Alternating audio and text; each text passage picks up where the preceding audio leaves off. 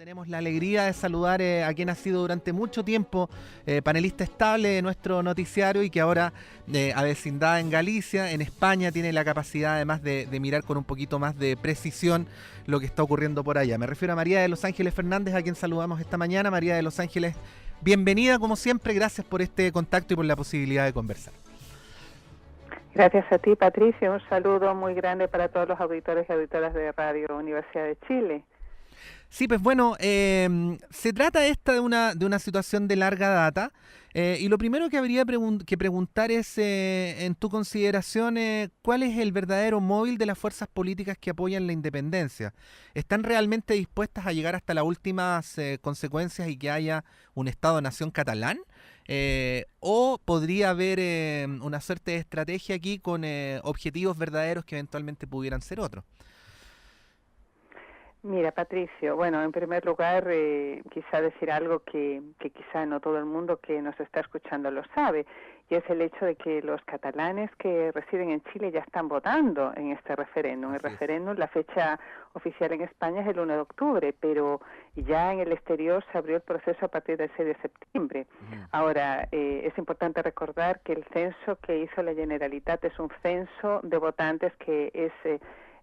discurrió al margen del censo oficial del consulado y bueno, se hace con una papeleta que se imprime y se está llevando a las embajadas, ¿no? Entonces, bueno, acotando eso, porque seguramente a lo mejor hay algún catalán que está dispuesto a votar o no va a votar, no sé, que ya nos está escuchando. Mira, con relación a tu pregunta, yo creo que quizá, bueno, es importante precisar primero a quienes nos escuchan que el modelo territorial de Estado que tiene España es un modelo autonómico, que muchos dicen que es un modelo que no es federal, pero que es casi federal, ¿no? Y este es un modelo que organiza al país en 17 comunidades autonómicas. Una de ellas es Cataluña, la que quiere salir, la que quiere desconectarse. La palabra concreta que se usa acá es desconexión, pero además se incluye una comunidad foral que es Navarra y 2 ciudades autónomas que es Ceuta y Melilla. Y todo este proceso que estamos viendo ahora, que culminaría el 1 de octubre, y tu pregunta es muy válida, además hay que verlo en la perspectiva de una carrera de largo aliento. Es una carrera de fondo histórica, donde lo que estamos viendo en estos días son como las zancadas finales de un sprint que partió hace 5 años. Partió con el llamado Procés, que es un proceso constituyente Cataluña, que es el nombre que adoptó un movimiento social catalán que se hizo público en el año 2013 y que fue creado para promover un cambio de modelo político, económico y social que suponga la independencia de Cataluña, pero también otro aspecto, Patricio, que a lo mejor nuestros auditores desconocen, que es el fin del capitalismo. Y bueno, en todos los eventos que hemos visto en estos días, efectivamente, la pregunta tuya es muy, muy legítima. Parece que quienes están impulsando este proceso, liderado por las autoridades de la autonomía catalana, llamada Generalitat, están muy decididos, aparentemente, a llegar a las últimas consecuencias, a pesar de que han salido a la palestra muchísima información, muchísimos datos acerca de los costos que representaría para Cataluña la desconexión con España. Sin embargo, hoy día tenemos un último dato, que es que el presidente de la Generalitat, Puigdemont, y además, entre otras autoridades, también la alcaldesa de Barcelona, Ada Colau, le han pedido al rey y al presidente Rajoy pactar el referéndum. Yo creo que eso ya nos da una señal de hasta dónde ellos están dispuestos a llegar. Yo creo que se están dando cuenta de que han estirado a lo mejor demasiado este chicle, y concretamente ha señalado que quieren hacer un nuevo llamamiento al diálogo al gobierno español y en particular a su presidente Mariano Rajoy para ver cómo nos ponemos de acuerdo de manera que los catalanes celebren un referéndum. Y el gobierno está respondiendo que no va a hacer nada fuera de la Constitución y de la legalidad. Efectivamente, el gobierno en este sentido está adoptando una posición muy dura, porque lo que hemos visto, Patricio, todos los auditores y auditoras han visto en los últimos días en el Parlamento de Cataluña una serie de eventos, una serie de fenómenos que acerca de cómo se votó la ley de referéndum, cómo se votó la ley de transitoriedad, que dan muy mala espina acerca del futuro que podría tener Cataluña en términos de su democracia o de la calidad de su democracia, ¿no? Si esto llega a prosperar. Sí, pues. Bueno, el tema del independentismo, y seguramente si haremos esa deriva, María de los Ángeles, estaríamos conversando hasta la vuelta del 18 de septiembre, pero... Así es, y más. Y más, pero bueno, todos estos sentimientos independentistas tienen que ver con cuán compatibles son los sentimientos entre el Estado-Nación mayor y el sentimiento nacional más local, ¿no? Y claro, yo me acuerdo de una entrevista a Joan Manuel Serrat donde le preguntaban si se sentía más español o catalán y él decía, yo soy más de lo que menos me dejen ser. Quería ocupar esa idea de Serrat para preguntarte también respecto a cómo se ha comportado el gobierno en este tema, porque bueno, ha habido un largo tránsito en la historia donde la pertenencia de Cataluña al Estado-Nación español no ha llegado al nivel de crisis al que ha llegado ahora. Desde el punto de vista de la contraparte, ¿se pudo haber hecho algo distinto para impedir esto? ¿Cuáles son los factores también que, desde el punto de vista de cómo se han dado las cosas, las relaciones entre el gobierno local y el gobierno nacional, pudieran también haber contribuido a, como se decía en cierta época en la historia de Chile, a agudizar las contradicciones? Bueno, sí, efectivamente. Patricia, yo creo que esto hay que ponerle un telón de fondo más amplio, porque es Cataluña en este minuto, en el pasado fue el País Vasco, todos nuestros auditores lo saben, en lo que significó el terrorismo de ETA.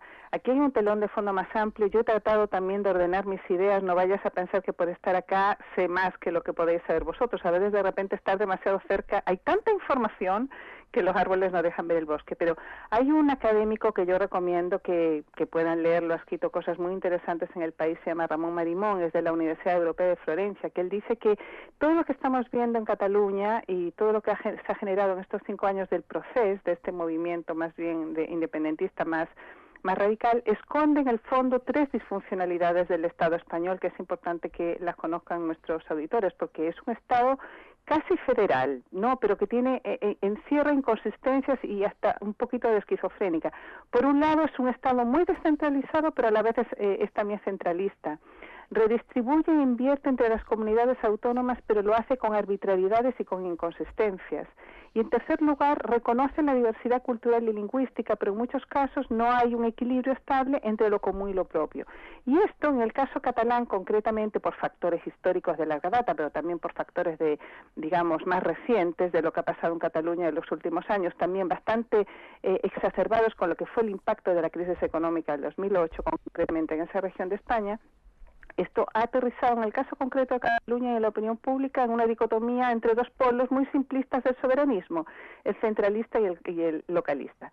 Pero yendo a tu pregunta concreta, que es muy interesante, acerca de cómo ha reaccionado el gobierno. Bueno, el gobierno de Mariano Rajoy ha recurrido y está recurriendo durante estos días a toda la batería legal que le proporciona el Estado de Derecho.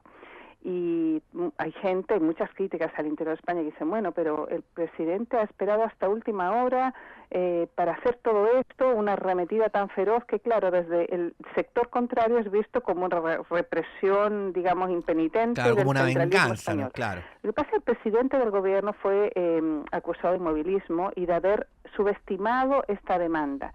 Pero también es cierto que, pongámonos en el lugar de él, a lo mejor si él hubiera reaccionado mucho antes, es muy probable que esto hubiera jugado a favor de las huestes independentistas, porque habrían jugado a la base de la victimización. Yo, por lo menos, desde que estoy en España hace 6 meses, yo empecé a ver ciertos movimientos por parte del gobierno, reaccionando frente a esto que se venía encima. El gobierno comisionó a la vicepresidenta, que es Soraya Sáez de Santa María, para dialogar con los distintos actores en juego en Cataluña, y en más de una oportunidad le dijo al presidente de la Generalitat que muy bien, que tenía una demanda y que esa demanda tenía que traerla al Congreso de los Diputados, que es el espacio, es la institución por antonomasia, ¿verdad?, en un régimen, en una monarquía parlamentaria como es España.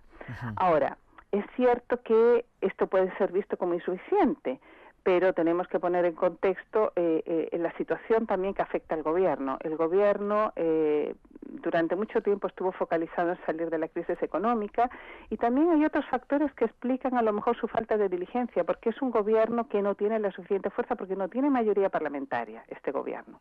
Y además, en el último tiempo se ha visto muy acosado por las demandas de corrupción, al punto, Patricio, que los críticos acerca de cómo el gobierno ha reaccionado frente al caso catalán, es decirle, bueno, a lo mejor el gobierno no ha sido todo lo diligente posible porque además la corrupción le ponía una cortina de humo sobre su propia el independentismo le ponía una cortina de humo sobre la propia situación que aflige al Partido Popular, que es el partido gobernante. Le convenía mantener y a todo latente esto hay este que conflicto, sumar un ¿no? factor individual, que es que a mí siempre me gusta ver el tema más psicológico. El estilo del presidente Rajoy es un estilo muy flemático. Sí. Ahora bien, tiene poca cintura política, del ¿no? gobierno es muy importante, es la capital, pero no es la única. Yo creo que a esto, Patricio, hay que sumarle cuál ha sido la actitud de las fuerzas políticas de carácter nacional, que son 3, pero en concreto hay 2 de ellas que están a la izquierda, que es el Partido Socialista Obrero Español y Podemos, que hasta ahora tampoco se habían puesto para nada las pilas. En el caso del PSOE estuvo mucho tiempo ensimismado en sus propios problemas internos, luego de la crisis por elecciones generales del año 2005, que llevaron a la defenestración de su propio secretario general, Pedro Sánchez, y que ahora aparece avalado con una nueva legitimidad porque triunfó en las elecciones primarias. Y él ha pretendido ayudar o contribuir al debate territorial, pero de una manera un poquito errática. Por un lado, dice que España es una nación de naciones, al punto de que los más humoristas acá se preguntan si Formentera, que es una isla, ¿verdad?, que pertenece a las Baleares, será también una nación. E incluso dentro del propio Partido Socialista se habla de impulsar la idea o principio de plurinacionalidad, y cuando se le ha preguntado a la vicepresidenta del partido, alude al caso boliviano como modelo. Eso, la verdad, que no ha ayudado mucho a desenredar, digamos, los debates. Y por otro lado, Podemos, que es la tercera fuerza nacional, se ha caracterizado por una política más bien efectista, una política de corte circense, ha estado promoviendo mociones de censura, y lo único que dice, incluso su vocero o su líder, Pablo Iglesias, dice que la manera de solucionar el problema catalán es sacar a Mariano Rajoy de las instituciones. En general, la izquierda ha tenido un comportamiento un poquito contradictorio y de bastante vaivén. Y bueno, es cierto que Mariano Rajoy, con esto ya voy terminando tu pregunta, ha recurrido a la vía, digamos, que le entrega la ley, a la vía judicial, y en el debate español esto se ha puesto como algo antinómico. Es decir, ¿por qué Mariano Rajoy recurre a la vía judicial y ha prescindido de la vía política? Como si la vía política fuera una vía alternativa y distinta, marcada por el diálogo y marcada por la deliberación. Yo, a mi modesto entender, creo que, bueno, el derecho es un instrumento al que recurre la política también, no es que sea algo distinto o que sea algo antinómico, pero bueno, en eso estamos en este minuto, que este es un problema que tiene que tener una salida política, y en el plano de la salida política ya están en el ruedo, Patricio, varias propuestas. Por un lado, el propio Partido Socialista Obrero Español está proponiendo una comisión para ver el tema del modelo territorial de España. El Partido Ciudadanos está proponiendo una comisión de reforma constitucional más amplia, y hasta el propio presidente del Partido Socialista de Cataluña ha planteado la posibilidad de pactar un referéndum, pero que en lugar de realizarse ahora, se realice en un año más. Lo concreto, Patricio, es que es muy importante que se concrete una salida política, porque realmente lo que hemos visto en los últimos días en Cataluña es una deriva autoritaria muy preocupante por parte de las fuerzas autonomistas. Se han desconsiderado las mínimas garantías constitucionales, y esto es muy preocupante para los catalanes, para España, y también, como hemos visto, preocupa muchísimo a la Unión Europea. Yo, si tú me preguntas, yo esto lo veo más parecido no a lo que pasó en Escocia, sino a lo que pasó con el Brexit. María de los Ángeles, bueno, de alguna manera se desliza en la pregunta que estábamos conversando recién. Recordar que estamos dialogando esta mañana con María de los Ángeles Fernández sobre la consulta independentista agendada en Cataluña para el 1 de octubre, y que, como nos recordaba y nos recalcaba María de los Ángeles, fuera del territorio catalán ya está abierta para quienes quieran votar. Y es que, bueno, lo sabemos quienes hemos estado en estas cosas, cuando uno está en una asamblea y toca jugar a quien es el más revolucionario, bueno, esa es una carrera que no tiene meta, ¿no? Y también en la escena pública, me imagino que respecto al sentimiento independentista, por muy legítimo que sea, ocurre algo parecido. ¿Existe alguna forma o existe algún análisis o algún tipo de reflexión en estos momentos encima de la mesa respecto a la predicción de un eventual resultado electoral de esta consulta? ¿Qué es lo que dirá el catalán o la catalana en el silencio y en el secreto de la urna respecto a una situación como esta? Bueno, es la pregunta del millón, Patricio, porque bueno, va a ser muy difícil si el día 1 de octubre las autoridades realmente concretan lo que se está viendo que podría suceder, que es conculcar las urnas. Pero la pregunta es muy pertinente, porque hasta ahora los independentistas se han refugiado bastante en aludir que esta es una demanda de la abrumadora, y pongo comillas, abrumadora mayoría de la sociedad catalana. Si alguna vez hubo esa mayoría, yo no lo sé. Lo que sí me parece claro por todo lo que escucho acá y por los debates y por las cifras que veo, es que lo que se vio los últimos días en el Parlamento catalán, ¿verdad?, con el atropello total a la oposición, con la aprobación que se hizo de la ley de referéndum y de transitoriedad, pasando incluso a llevar por delante el propio Estatuto de Autonomía de esa comunidad, yo creo que ha afectado mucho a la percepción, ¿verdad?, y el ánimo que tienen los ciudadanos catalanes frente a esto. Y yo creo que ha habido reducciones y mermas con relación a ese entusiasmo inicial. Yo tomé aquí el último sondeo de Metroscopio del diario El País, que muestra un cuadro así, ¿no? Dice que una mayoría de los catalanes, que son un 56%, considera que el referéndum, tal como está planteado, que es un referéndum unilateral, pero además carece de las mínimas garantías, ni siquiera goza de las garantías que estipula la Comisión de Venecia, tal como está planteado no es ni válido ni legal. Y el mismo porcentaje de ciudadanos, es decir, el 56%, es partidario de una estrategia negociadora por parte de la Generalitat. Por parte de la Generalitat. Quizá por eso es que hemos visto en el día de ayer esta carta que han mandado los líderes de la Generalitat al propio presidente del gobierno y al rey para avanzar en una salida negociada. Los defensores de negociar aventajan en casi 20 puntos a los del referéndum unilateral. Ahora, es cierto que en este sondeo que hizo el diario El País, el propio gobierno central no se libra de críticas, ya que el 82% creen que Mariano Rajoy, con su actitud un poco, vamos a decirle, pasiva, por no calificarla, digamos, de manera más brutal, más radical, ha contribuido a reforzar el proceso independentista en vez de debilitarlo. Lo curioso es que quiero dar dos datos en esta... un dato más en este cuadro que da El País, es que los más jóvenes son los más críticos a la hora de admitir que este referéndum pueda ser considerado legal. Lo rechazan 2 de cada 3 jóvenes de hasta 34 años. Y los menos críticos con el planteamiento de consulta unilateral son los adultos entre 54 y 64 años. Uh-huh. Bueno, hay un escenario abierto, no sabemos todavía qué es lo que va a ocurrir el 1 de octubre, es probable que en estos días cada paso dé lugar a otro y de esa manera entonces se vaya construyendo un escenario en el que va a depender de muchas interrelaciones políticas para saber finalmente qué es lo que va a ocurrir en Cataluña. Hemos tratado durante esta mañana de aportar algunos elementos para la comprensión de un problema que en todo caso es histórico, que tiene tantos factores en juego que por supuesto no se puede sintetizar. Más bien hemos querido abrir una puerta para que haya algunos elementos de juicio como para que quienes nos están escuchando puedan entonces profundizar en el camino de entender la siempre controversial relación entre el pueblo catalán, sus formas de organización y el Estado-Nación español. Hemos conversado esta mañana con María de los Ángeles Fernández. María de los Ángeles, muchas gracias como siempre, te mandamos un abrazo a la distancia y por supuesto nos alegramos mucho de que una vez más te podamos escuchar al aire.